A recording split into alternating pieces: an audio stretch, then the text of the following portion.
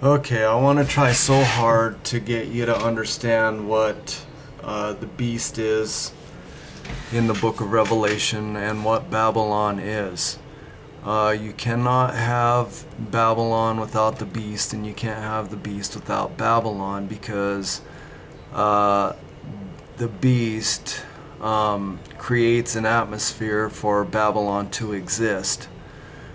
So I'm going to do this video to try to attack this understanding in a different angle, because there's many facets and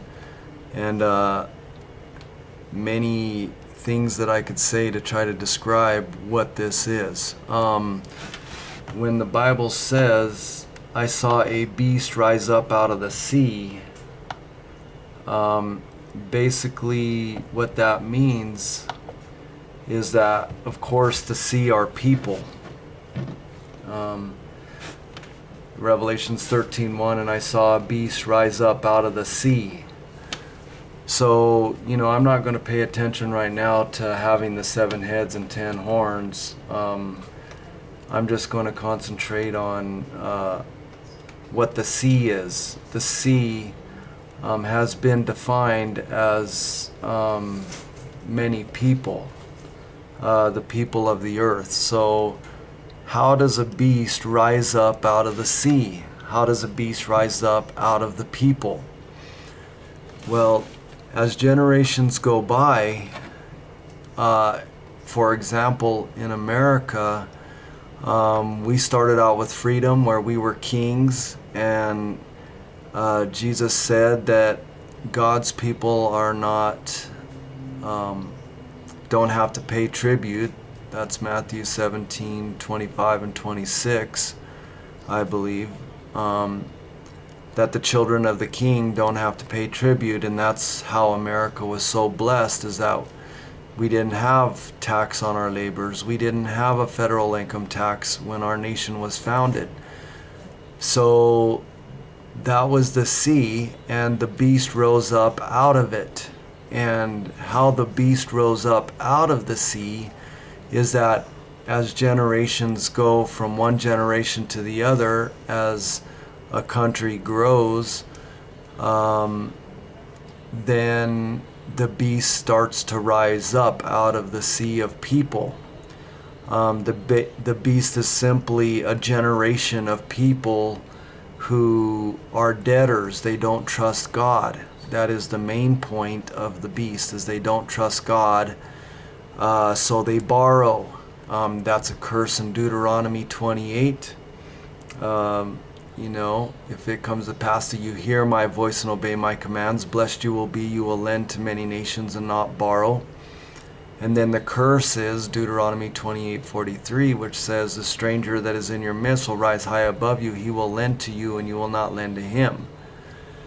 And so this is the curse that America now has, which is the Federal Reserve, and it is part of the Babylonian system that is reigning over the kings of the earth. I'm going to bring up Isaiah 46, 1 through 7 again, because this is so important to understanding the beast. The beast, in verse 1 of Isaiah 46, it says, Bel bows down, Nebo stoops low. Those are the prophets, the Lord, the deities, and the prophets. Now, if you're over spiritual, you may not get this, but the prophets are the lawyers of this system, because since America's bankrupt, to the international bankers, we use their law, which is Uniform Commercial Code. The lawyers know this language. It's their language, the language of legalese, which is the deception, which is the sorcery by which all the nations were deceived, because you do not have to contract with Babylon, and you are in contract with Babylon whenever you sign your name to the capital letters. The straw man that was created at your birth. Look at your social security card, your driver's license, all your government documents. They're all they all have a capital letter name where you have signed your signature. And by doing that, you are in contract with Babylon. And Babylon reigns over you or rules over you. The borrower is a servant to the lender, and the rich rule or reign over the poor. So when you sign to this name, you become a debtor. You become liable for the borrowing of your leaders, of the CEO of your corporation, which is the United States, and the CEO is the president. So you become liable to pay back this borrowed money, which was created. It's a fractional reserve lending. They lend out 10 times more than they have in reserves.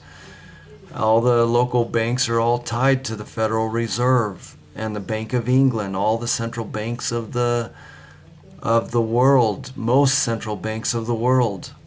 Any nation with a Social Security program has a capital letter name or legal fiction or an image, and it becomes the image of the beast when you're in contract with Babylon. So whenever you sign to this legal fiction or this image, you are causing it to speak.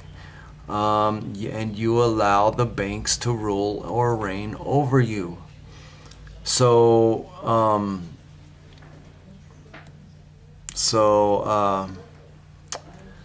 anyway, the beast are debtors. Even in Habakkuk 2:6-8, it says, "Will not your debtors arise? Will they not awake? And then you will become their victim."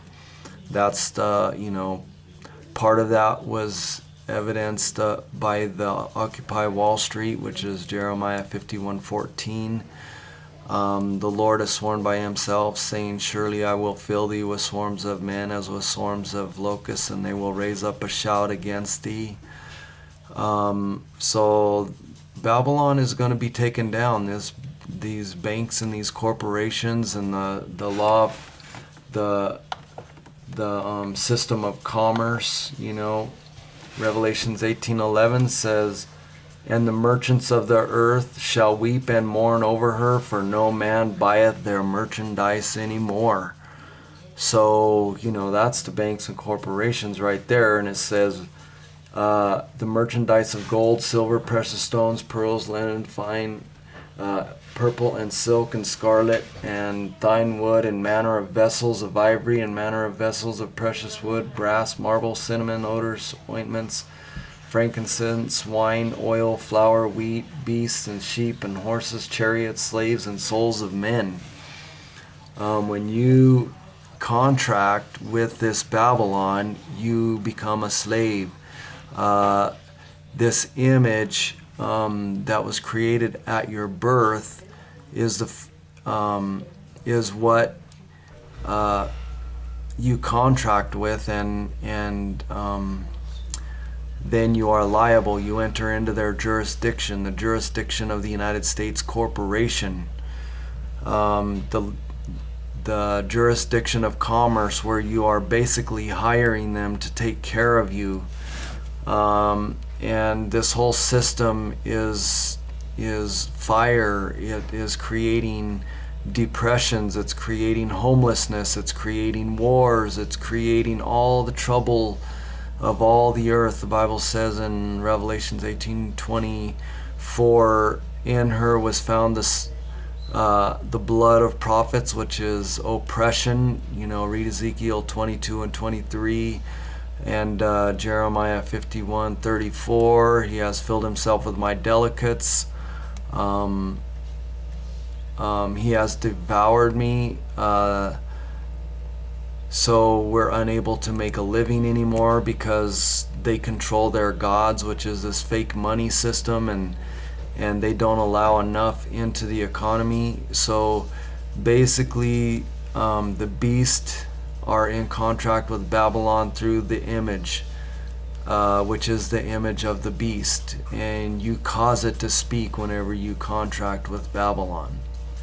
So that's just another facet and another way of understanding what the beast is.